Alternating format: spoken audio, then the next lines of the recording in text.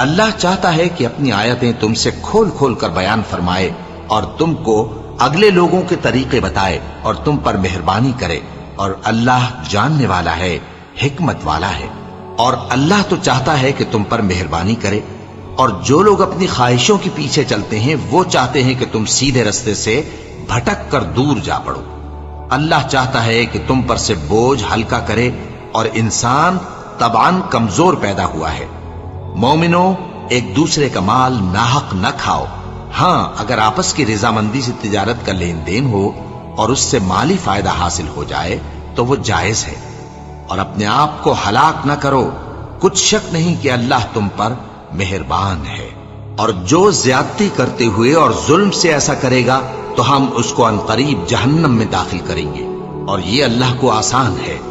اگر تم بڑے بڑے گناہوں سے جن سے تم کو منع کیا جاتا ہے پرہیز کرو گے تو ہم تمہارے چھوٹے چھوٹے گناہ معاف کر دیں گے اور تمہیں عزت کے مکانوں میں داخل کریں گے۔ اور جس چیز میں اللہ نے تم میں سے بعض کو بعض پر فضیلت دی ہے اس کی تمنا مت کرو۔